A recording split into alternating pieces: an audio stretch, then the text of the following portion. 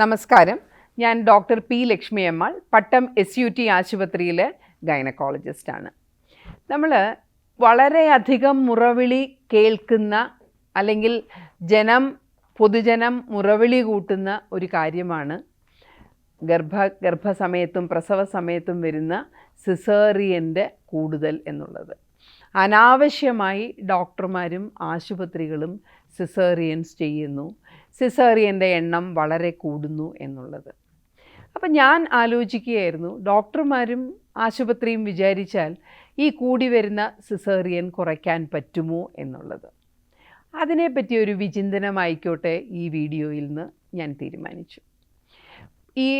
എപ്പോഴും ആൾക്കാർ പറയുന്ന ഒരു കാര്യമുണ്ട്, സോഷ്യൽ മീഡിയ അല്ലെങ്കിൽ ഇതിനെപ്പറ്റി സംസാരിക്കുന്നവർ പറയുന്ന ഒരു കാര്യമുണ്ട്. WHO പറയുന്നത് എന്താണ്? സിസേറിയൻ്റെ റേറ്റ് 15% കൂടുതലാകാൻ പാടില്ല എന്ന്. അപ്പോൾ പണ്ടത്തെ കാലത്ത് ഇത് പറഞ്ഞത് എന്നാണ്? 1980കളിൽ. അന്ന് നമ്മളുടെ മാതൃമരണ നിരക്ക് എത്രയായിരുന്നു? 140ൽ കൂടുതലൊക്കെ ആയിരുന്നു. ഇന്ന് ഈ 2024 കേരളത്തിലെ മാതൃമരണ നിരക്കെന്ന് പറയുന്നത് വെറും 26ആണ്. വെറും 26 എന്ന് ഞാൻ പറയുന്നത് 140 വെച്ച് നോക്കുമ്പോൾ നമ്മൾ വളരെയധികം പുരോഗതി ഇതിനകത്ത് വരിച്ചിട്ടുണ്ട്.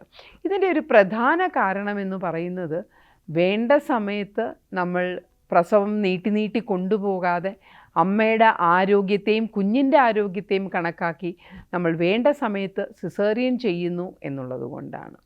അപ്പോൾ നമ്മൾ 1980കളിലേക്ക് അല്ലെങ്കിൽ വേൾഡ് ഹെൽത്ത് ഓർഗനൈസേഷൻ പറഞ്ഞിരിക്കുന്ന 15% സിസേറിയനിലേക്ക് പോവുകയാണെങ്കിൽ ഈ മാതൃമരണ നിരക്കിലും നമ്മൾ പുറകിലേക്ക് പോകേണ്ടി വരും. അത് ഇന്നത്തെ കാലത്ത് ആരും തന്നെ സഹിക്കും എന്ന് തോന്നുന്നില്ല. നമ്മളിപ്പോൾ അണുകുടുംബങ്ങളാണ്. ഒരു കുട്ടി തന്നെ വേണ്ട എന്നുള്ള അഭിപ്രായക്കാരാണ്. പല വീടുകളിലും ഒരു കുഞ്ഞു മാത്രമേ ഉള്ളൂ. അപ്പോൾ അങ്ങനെ ഒരു അവസ്ഥ നിലനിൽക്കെ എല്ലാവരും ആഗ്രഹിക്കുന്നത് നല്ല ഒരു കുഞ്ഞ്, പ്രസവ സമയത്ത് അമ്മയുടെ പൂർണ്ണ ആരോഗ്യം എന്നുള്ളതാണ്. നമുക്ക് പലപ്പോഴും സിസേറിയൻ ചെയ്യേണ്ടി വരുന്നത് എന്തുകൊണ്ടാണ്? ഒന്ന്, നമുക്ക് അമ്മമാരുടെ അസുഖങ്ങൾ, പ്രഷർ, ഷുഗർ എന്നിവയൊക്കെ പണ്ടത്തെക്കാളും വളരെ കൂടുതലാണ്. ദുർമേധസ്സുള്ള അമ്മമാരുടെ എണ്ണവും വളരെ കൂടുതലാണ്. ഇതെന്തുകൊണ്ടാണ് ഇതിങ്ങനെ സംഭവിക്കുന്നത്? തീർച്ചയായിട്ടും ജീവിതശൈലിയിലുണ്ടായിട്ടുള്ള മാറ്റങ്ങൾ കൊണ്ട് തന്നെയാണ്.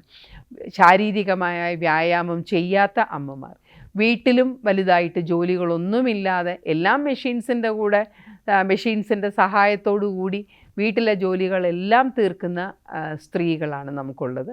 അതങ്ങനെ തന്നെ ആയിരിക്കുകയും വേണം. പിന്നെ ജോലി ചെയ്യാൻ പോകുന്നിടത്ത് തിരിച്ചു വന്നു കഴിയുമ്പോൾ പലപ്പോഴും നമുക്ക് ജോലി ചെയ്യാനുള്ള സ്ത്രീകൾക്ക് വ്യായാമത്തിനുള്ളൊരു സമയം കിട്ടാറില്ല. പിന്നെ ഫാസ്റ്റ് ഫുഡിൻ്റെ ഒരു അതിപ്രസരം. അപ്പോൾ ഇങ്ങനത്തെയുള്ള കാര്യങ്ങളൊക്കെ കൊണ്ട് നമുക്ക് തീർച്ചയായിട്ടും അമ്മമാരുടെ വണ്ണം കൂടുതലാണ്, അമ്മമാരുടെ അസുഖം കൂടുതലാണ്. ഡയബറ്റീസും പ്രഷറും കൂടുന്നതിനനുസരിച്ച് കുഞ്ഞുങ്ങൾക്കും കോംപ്ലിക്കേഷൻസ് വരാം. അല്ലെങ്കിൽ കൂടുതൽ സമയം നമ്മൾ പ്രസവത്തിന് കൊടുത്തു കഴിഞ്ഞാൽ കുഞ്ഞിൻ്റെ ഹൃദയത്തുടിപ്പിന് വ്യത്യാസം വരാം. കുഞ്ഞിന് ഒരു സാധാരണ ആരോഗ്യമുള്ള കുഞ്ഞിനെ ചിലപ്പോൾ പ്രസവിച്ചു എന്ന് വരില്ല. അപ്പോൾ ഇങ്ങനത്തെയുള്ളൊരവസ്ഥ വരുമ്പോൾ നമുക്ക് സിസേറിയൻ ചെയ്യാനേ ഉള്ളൂ മാർഗം.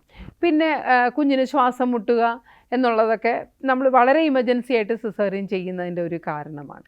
വേറൊരു കാരണം എന്ന് പറഞ്ഞാൽ കുഞ്ഞിൻ്റെ വെയിറ്റ് കൂടുതലാണ്.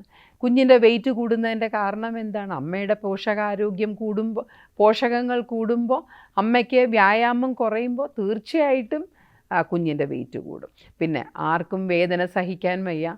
പിന്നെ കുറച്ചാകുമ്പോൾ തന്നെ അതിഭയങ്കരമായ ആങ്സൈറ്റി ഉള്ള അമ്മമാരാണ് നമുക്കിപ്പോൾ ഉള്ളത്. അപ്പോൾ ആങ്സൈറ്റി കൂടിക്കഴിയുമ്പോൾ ഡോക്ടർ എനിക്ക് പെട്ടെന്ന് സിസേറിയൻ ചെയ്തു തരണം എന്ന് ഇങ്ങോട്ട് ആവശ്യപ്പെടുന്ന അമ്മമാരും കൂടുതലുണ്ട്. അപ്പോൾ സിസേറിയൻസിൻ്റെ എണ്ണം കുറയ്ക്കണമെങ്കിൽ ഡോക്ടർമാരും ആശുപത്രിയും മാത്രം വിചാരിച്ചാൽ പോരാ. സമൂഹവും പ്രവർത്തിക്കണം, ഗർഭിണികളും പ്രവർത്തിക്കണം, അവരുടെ വീട്ടുകാരും പ്രവർത്തിക്കണം. നമ്മളുടെ ജീവിതശൈലി നമ്മൾ മാറ്റണം. ഗർഭസമയത്ത് പരിപൂർണ റെസ്റ്റ് എന്നുള്ളത് മാറ്റി നമ്മൾ കുറച്ച് വ്യായാമം ചെയ്യണം. പോഷകമായിട്ടുള്ള, അതായത് ബാലൻസ് ഡയറ്റ് നമ്മൾ സ്വീകരിക്കണം. ഒരുപാട് മധുരമുള്ളതും വറുത്തതും പൊരിച്ചതും ഒക്കെ കഴിക്കാതെ നമ്മളുടെ വെയിറ്റ് കൺട്രോൾ ചെയ്ത് നമ്മൾ ഗർഭം മുന്നോട്ട് പോയി കഴിഞ്ഞാൽ തീർച്ചയായിട്ടും സിസേറിയൻസിൻ്റെ റേറ്റും കുറഞ്ഞു വരും. നന്ദി, നമസ്കാരം.